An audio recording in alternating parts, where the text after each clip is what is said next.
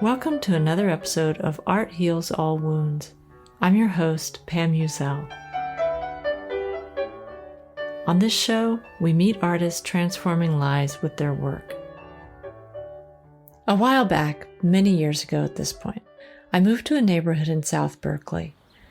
Very early on, I noticed that there was a man who walked around and around the neighborhood just yelling. And it was this really specific yell. It was like, ah! I can't really even do it justice, but it was just that one syllable, full-throated and loud. This man was struggling with mental illness. But it was unusual because unlike many people you see on the street with mental illness, he was always nicely dressed in clean clothes and good shoes. I found out that this man lived only a half a block away from me and that he was cared for by his brother, who was a blues musician. Pretty soon his yell became just another part of my day. Sometimes he'd go out walking at night, and the sound of his yells carried for what seemed like miles. When he went out walking at night, I would feel a little worried about him. Sometime after that, I signed up for a storytelling workshop where we were supposed to make a personal story. Well, I didn't want to do a personal story. I wanted to make a story about this man in my neighborhood, the man who yelled. When the day of the workshop came around, I presented my story idea. The facilitator, without batting an eye, said, "Okay, what does this story mean for you?" I started to answer in some way that kind of intellectualized why I thought this story about this man was interesting, and he said, "No, there's some reason you're gravitating to this story. What does this story mean for you?" I sat there a few minutes, reflecting. When I started to speak again, I realized that my throat had gotten thick and that tears were in my eyes. And I said what this story meant to me. I realized something that day. I can't tell any story if I don't know my own story. My guest on this episode is April Harris. April is someone who has dug deep to find her story. She calls this process finding your voice. April is a teacher and workshop leader at the Theater Lab in Washington, D.C., working as part of their Life Stories Institute. Like so many of us, she spent her life doing for everyone else, taking on the roles that life brought to her. Captain April Harris in the U.S. Army, mom to her 2 sons, whoever she needed to be to take care of business, she was. Until one day, she realized that she didn't know who April was. What did April want? And what was April's story? This process of finding her voice and sharing her story put April on the path to healing from trauma and healing the relationship with her children. Her work now is to help others find their voice. You're listening to Art Heals All Wounds. Listen and let us inspire you. If you've been listening to the podcast since the beginning, you may remember that the very first episode featured the Theater Lab in Washington, D.C. and their Life Stories Institute. Well, since that time, I've spent lots of time perusing their website to see the classes that they offer there. I remember seeing April's class and thinking, wow, finding your voice. That sounds like an amazing class. Then one day, April and I connected on LinkedIn. But I had no idea that she was the person who taught the class that had so intrigued me. We decided to have a Zoom networking meeting, and after she told me the kind of work that she did, I said, "Oh my gosh, you have to connect with the people from the Theater Lab. They do that kind of work too." And she said, "I am from the Theater Lab. I teach the Finding Your Voice class." I knew that this was a fantastic opportunity to dig deeper into a program that helps so many people by offering the guidance to find their voice and to share their story. I'm so glad that April was willing to come on the show to share her story with us. Hi, April. Thank you so much for being on this episode of Art Heals All Wounds. Can you start by introducing yourself and telling us what you do? Absolutely. So my name is April Harris. I am a writer, a poet, a storyteller. I am a facilitator of Finding Your Voice with the Theater Lab in DC. Well, that's how I first became intrigued with what you do. I saw this class, Finding Your Voice, on the Theater Lab's website. I did a podcast with them earlier in the season. And I'm just curious, what is this class about? How did you get involved in this? What is your story? So Pam, finding your voice was something that I collaborated with Buzz to really hone in on a safe space where people could find themselves. So finding your voice is really a metaphor. It could be a transition. It could be speaking up. It's just about movement. But the safe space is when we come together as a tribe and we offer that to each other. And it's been absolutely amazing. And it started because I needed a platform to speak. Been through a lot of trauma in my life, sexual assault in the military. I spoke up, but was never heard. And so as I got promoted in the military, I felt like I had an obligation to make things better. My expectation about this wasn't really realistic, but I knew I had to make change. But we didn't have a platform. Where do we speak up? Where do we tell where action is going to be taken? And then as a leader, how do I protect those who work for me? It was harsh. I felt like I had to protect every woman in the United States Army. So unrealistic, but I felt as a leader, I had to do that. But then as I was searching for this way to do that, Pam, I was really not trying to heal myself or find things to make myself better, but find something for others. That was the journey. Well, that's really interesting. I'm so curious to know, when did you realize that you needed to heal yourself, and what was that turning point for you? That turning point was, so I have two amazing sons. They had just entered in college about this time. And I would come home every day just complaining about what the military was doing. And they so wanted that time to be able to tell me about what they were going through in school. And finally, they were fed up, Pam. And my son said to me, and he was furious. He said, "Mom, why are you fighting for a country that's not willing to keep you alive?" And I said, damn, wow. Yeah, that was a pivotal moment where I started to really dig and find out what was going on with me as a woman. And I found a program, military sexual trauma program with the VA in Long Beach, California. That's where I was exposed to the arts. Met a lady named Ann Randolph, and she had a kind of a telling your life story workshop, and I attended. And that started from there. I was like, this is a platform where I can have a voice. There was no military people attending the class, but they listened. They didn't make any comments. They didn't try to fix it. They just listened. And I said, this is it. Why do you think that that's healing, just to be able to tell your story and have people listen? What was that experience like? She gave us a prompt, and it was, I hate. And I couldn't deal with that because I'm trying to love, I'm trying to grow, I'm trying to get better. And she said, feel it, embody it. And then she made me move my arms and stomp my feet. And I was like, I hated the military. I hated my children. I hated my life. And then I turned around and I said, that's everything that I love. And it wasn't that I hated it. It was just draining me. There was nothing left for me. And I didn't even know there was a me at that point. And I just started to search and really identify with a woman. So I was no longer mom. I was no longer Captain Harris or ma'am. I was just April.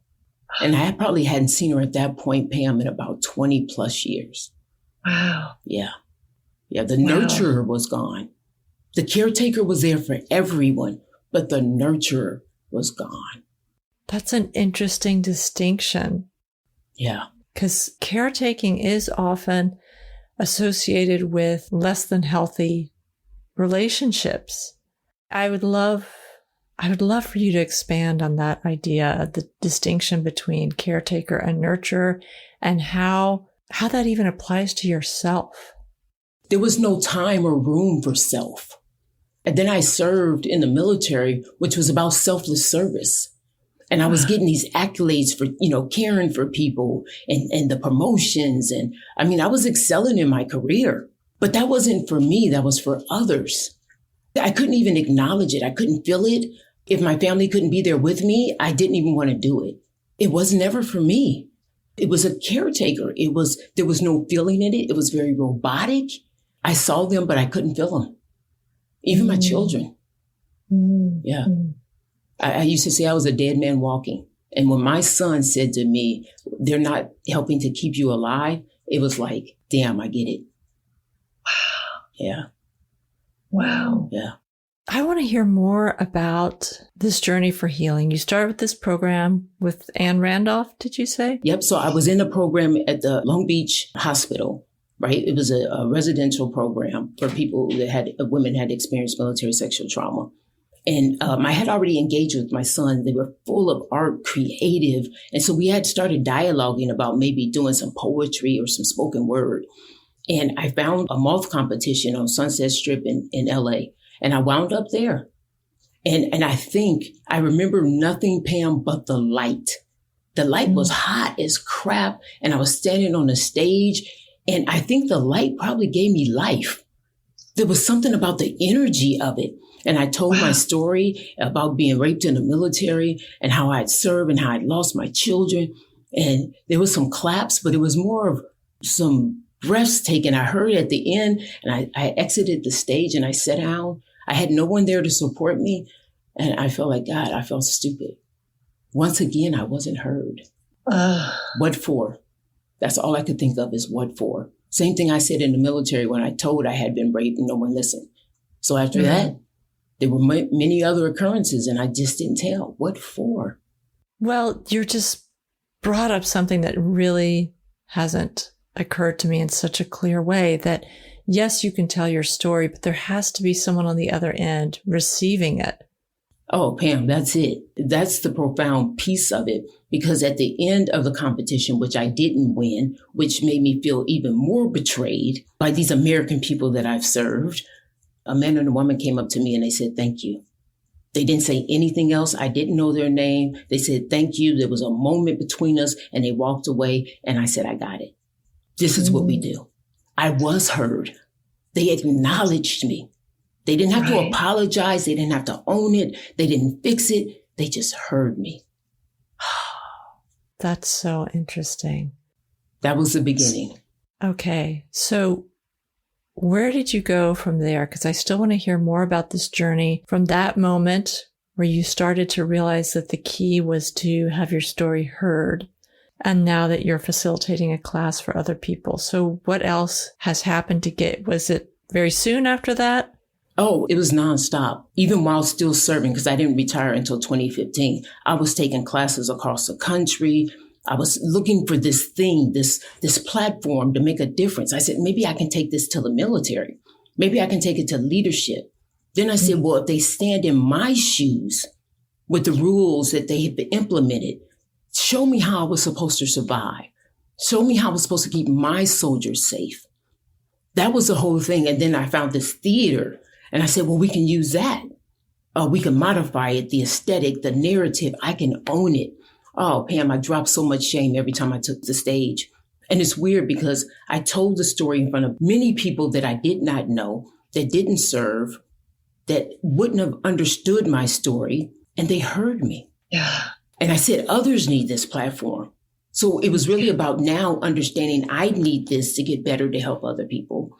So what do we do with this? How can I take this where others need it that are like me?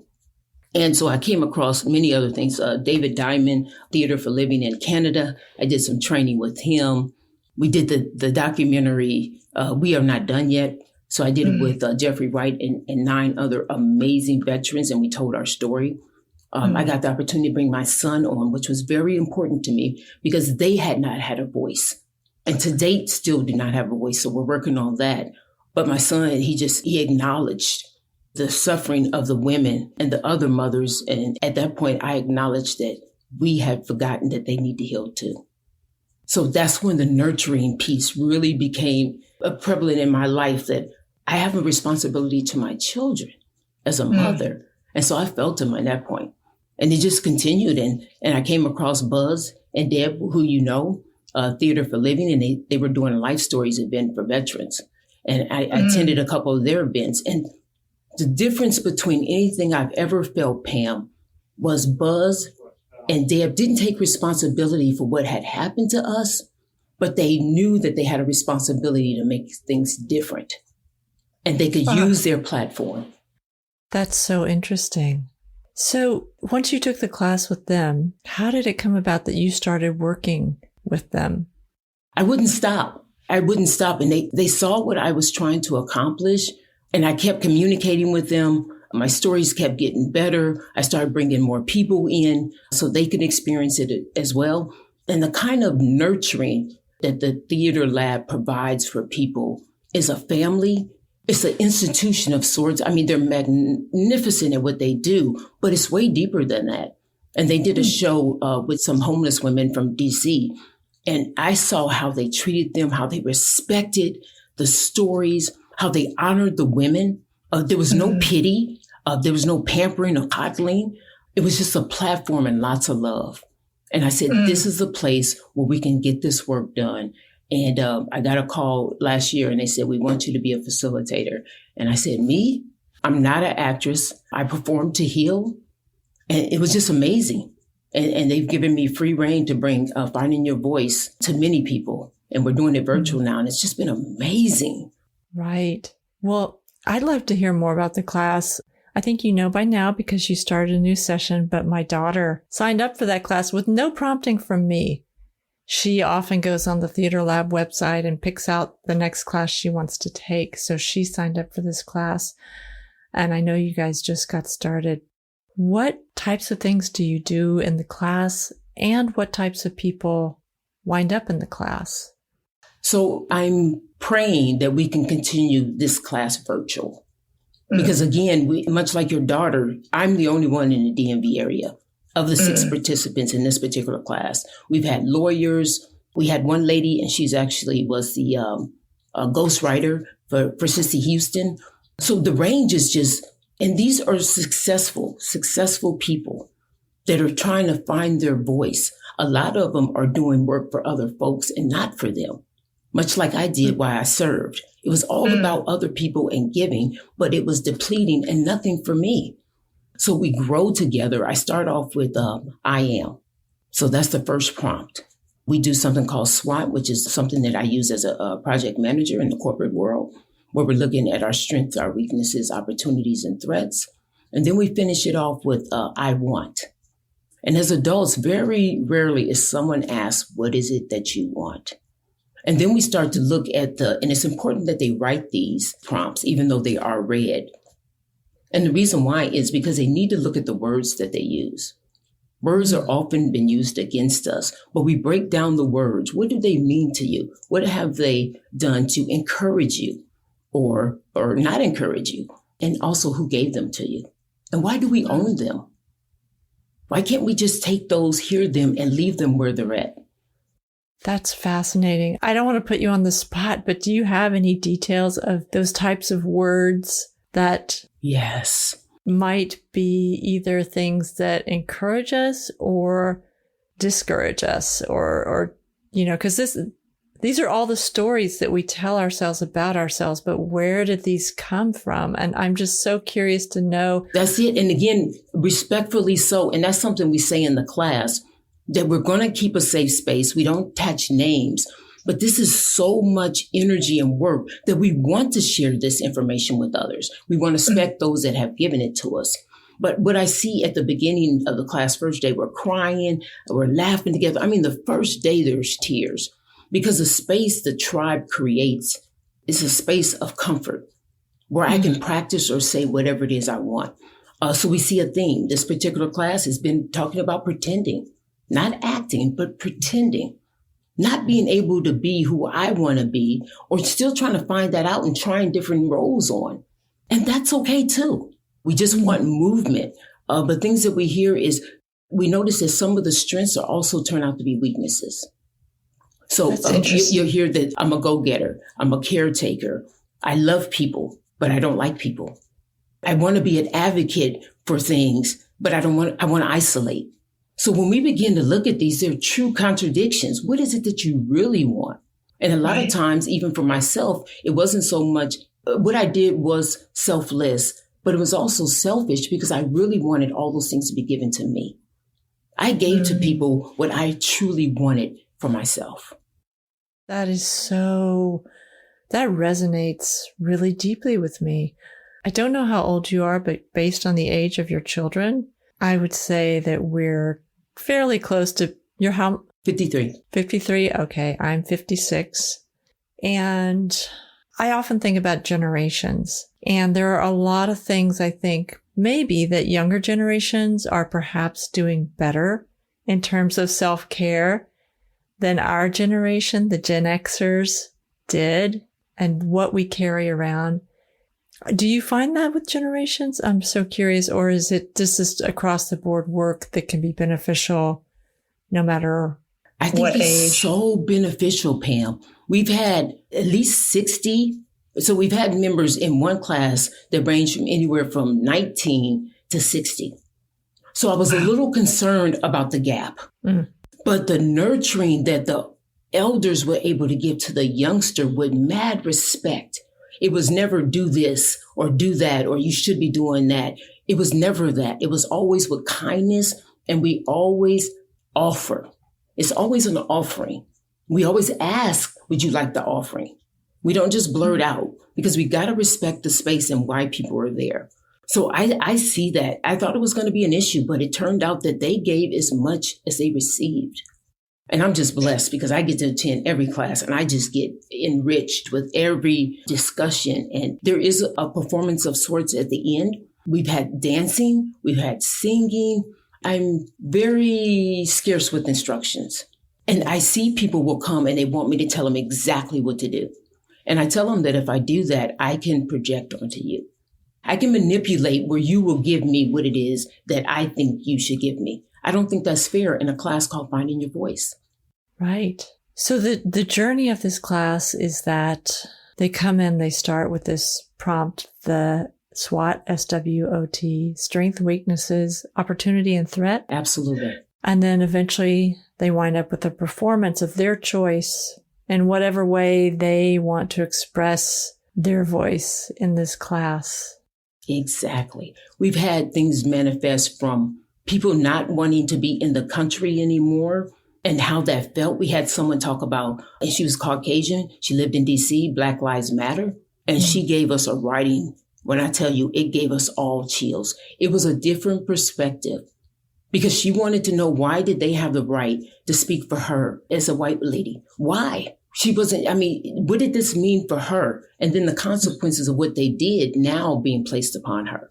Man, she gave us a piece, and she's in the Theater Labs honor program. It was amazing. So it's just a lot of dialogue about where I was at the beginning and where I am now and where I'm going.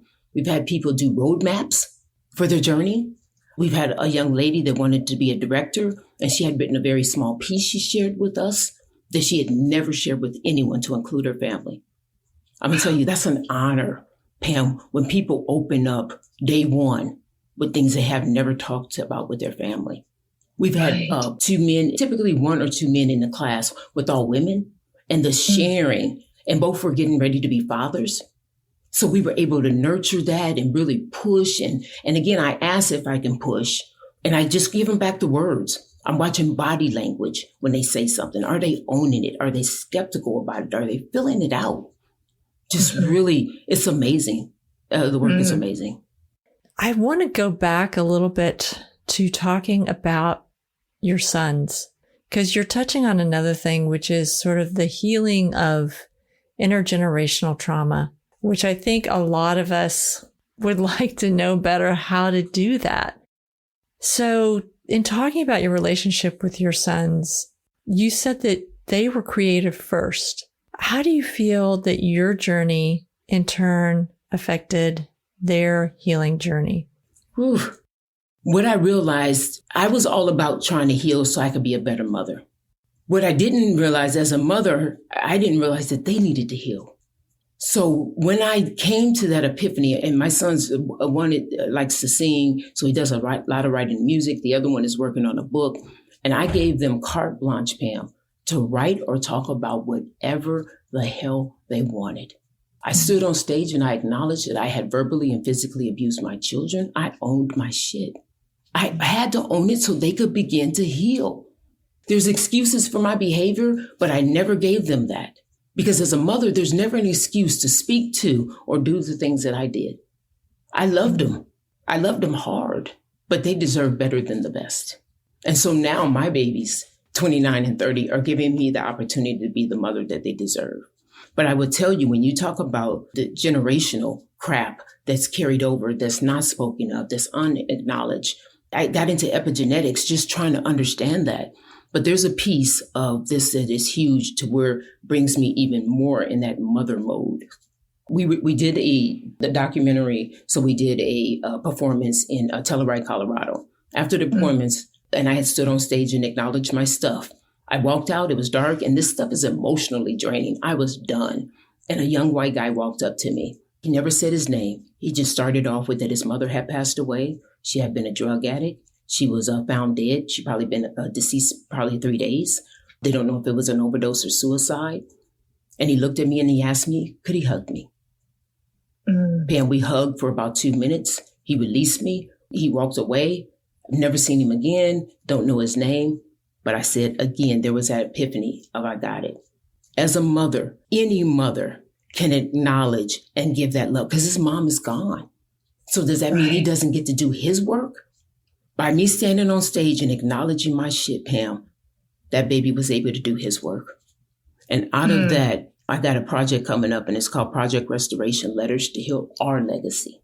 And I'm getting mothers across the country to write letters. And we're going to do it in a storytelling fashion, hopefully some podcasts coming up and some live performances. And again, it could be to their children that maybe never read to their children, but just putting it out there in the atmosphere with some responsibility, some ownership, so our babies can begin to heal. Because mothers give birth to life. We can give birth to healing too. Oh, that's beautiful. Wow. Well, it's so interesting because I saw you on the Theater Labs page, but then we connected on LinkedIn, and I kept looking at your picture thinking, I know this woman, but how do I know this woman? And you reached out to talk to me. And it's so interesting to me that we made that connection in another space besides Theater Lab. What made you reach out to? I use LinkedIn to really make some connections. And I don't know what the search was, but I came across the name of your podcast, and it was Art Heals All Wounds. And man, it just took me back because it does. And the potential of it is not, we just scratched the surface. And I said, I've got to find out more about this lady. And when I saw your picture, it was like I knew you. Like we were kindred spirits. And then I started doing a search. I listened to your podcast. I looked at your documentaries. And I said, I got to reach out to her. And I did. And you responded. I was like, oh, shoot, she responded. And then when we talked and found out that we love the same people, and you said, hey, you're in the DC area, you need to check out the Theater Lab. I was like, hey, I work for the Theater Lab. And, I know. But I will tell you, Pam, that this journey, this art thing does that for people. It brings us together. You and I are nothing alike. We're moms. We're on a journey simultaneously. But it was that brought us together. And this connection, this dynamic connection, we can do this with people. I don't have to know you to be able to hold the space for you. That's a beautiful concept, holding space for someone. It's true. We can all do that. It doesn't cost me anything. I don't lose. It doesn't deplete me. I'm just holding the space. And I can choose to do that when I'm able to do it. That's selfless service for me. But you can also choose to take care of yourself when you need to do it, which is, it sounds like, is a huge revelation for you. And I would say for a lot of people. I agree. The journey set out to do it for others because I had a responsibility as a leader. On the journey, I learned that I had a responsibility to April, the woman, and the woman needed to be cared for first. Now I can hug, I can hold people. I'm not afraid of the touch. The nurturer in me, I want to say it's been restored or reinvigorated, or I don't know. I don't give a damn. It's there. I can give it to my children. Pam, I can give it to your child. I can give it to you. And it's just love, sis, holding the space for others to do the work that they need to do. I don't want to own it. I don't, you know what I'm saying? I just want to be on the journey. I say I'm a personal accountability partner. That's it. Not a coach. You tell me what you want to do and let's find a way to get it done. And finding your voice is one of those ways. That's so beautiful. I'm so glad we did connect. Yeah, that was a great connection. Thank you. And I knew immediately when I talked to you that I wanted you to be on the podcast and share your story, because even just the brief conversation we had, it was so inspiring. So, April, where can people find out more about you and the work that you do? Google the Theater Lab, the Life Stories Institute. Give us a call. We're going to go global. So we're trying to do some work with our sisters in Africa. We're working with young ladies in DC. Everybody has a story. And the younger we give, especially my young sisters, the ability to speak their story, their truth, and own it, the better off it's going to be. That's wonderful. I'm so happy to hear that. So theaterlab.org and then Life Stories Institute. Also, I know that if they search their classes, they'll find your class, Finding Your Voice. And if there's something we can do for anyone, they just contact us. The Theater Lab's ready. They're committed to making a difference. Yeah, you guys are a very, very special organization. I'm honored to be a part of it. Yeah, you guys, I have to say, I have a very huge place in my heart for Theater Lab, because you really do. You really have taken this idea of theater so much deeper than I could have ever imagined. Yeah. It can make change. Yeah. Yeah.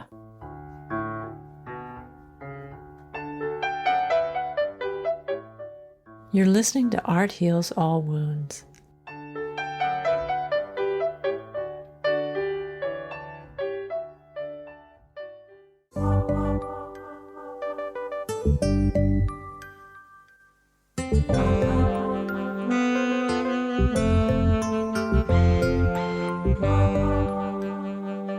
Remember to be in touch on my Facebook page, Art Heals All Wounds, and also on Twitter and Instagram at Art Heals Podcast.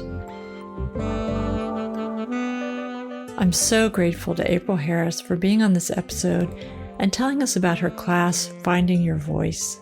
If you want to learn more about April and this class, you can go to theaterlab.org. That's theatrelab.org. And you can look up their classes and you'll find April's class, Finding Your Voice. You can also find her work under the Theater Lab's Life Stories Institute. This episode was edited by Eva Hristova. The music you've heard in this podcast is Yellow Light District and Otto Waschenlage Instrumental by Lobo Loco.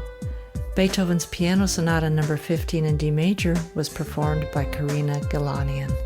The beautiful saxophone music in the intro was by Stan Rams. A very big shout out to Robert Kershaw at the Story Center in Berkeley, who helped me to find my story. If you enjoyed this episode, please follow and share with your friends.